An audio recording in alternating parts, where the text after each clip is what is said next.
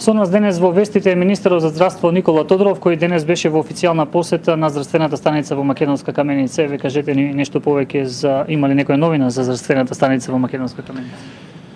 Денеска сме во целодневна посета на Македонска Каменица. Ја посетивме здравствената станица. Тука набавуваме нов мамограф. Тоа е една одлична соработка што ја направивме заедно со општината и со градоначалникот на Македонска Каменица. Заеднички да се набави мамограф за сите жители на Македонска Каменица и околните населени места.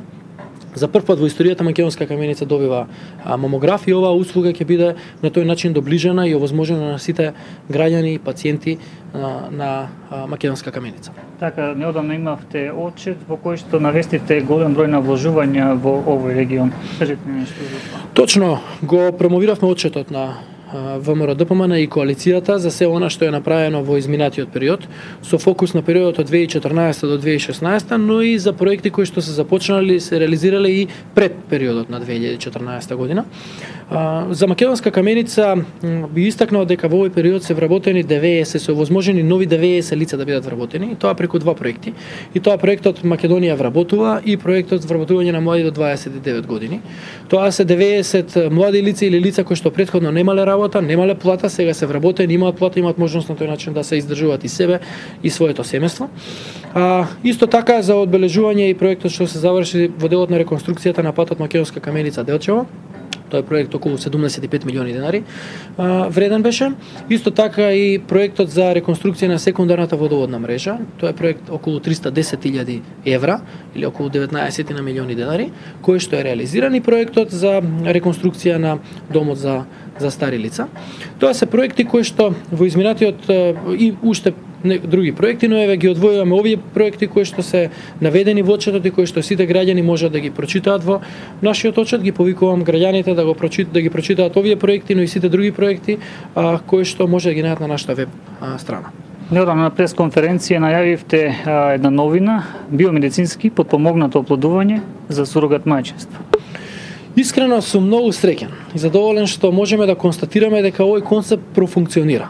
И сум многу среќен што ќе можеме да кажеме за скоро време дека и во Македонија ќе имаме бебиња кои што се добиени од сурогат мајка и имаме веќе две семејства кои што не можеле да имаат деца, а кои што преку сурогат мајка ќе добијат ваква можност, односно ќе може да имаат сопствено дете.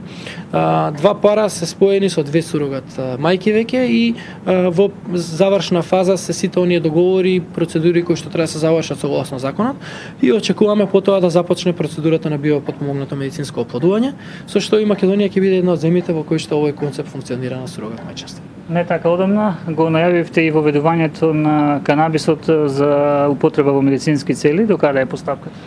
За тоа веќе законот е донесен, стапен е на сила. Во изминатиот период ние работевме на подзаконските акти, тие ни се веќе изработени и доставени до законодавство за објавување. Очекуваме во службен весник да бидат објавени и потоа да почне целиот концепт да функционира. Инаку, она што е за одбележување или што сакам да го потенцирам денеска е тоа дека во правилникот пропишавме дека нема ограничување на дозата, и таа зависи од состојбата на пациентот и од тоа што ќе го препише лекарот. Тоа беше доста дискутирано во изминатиот период, имајќи предвид дека за овој концепт ние многу дискутиравме во јавноста, со стручната јавност, со пошироката јавност, така натаму пред да го оведеме. И една од работите со кои што имаше доста негодување или различни мислења беше за тоа да не се ограничува дозата, и тоа го прифативме. Ставено е сега во правилникот, докторот ќе ја определува дозата врз основа на состојбата на пациентот и ќе се издава на посебен рецепт кој што важи 30 дена. После тие 30 дена повторно треба да се јави на доктор ако има потреба да се продолжува повторно со овој третман.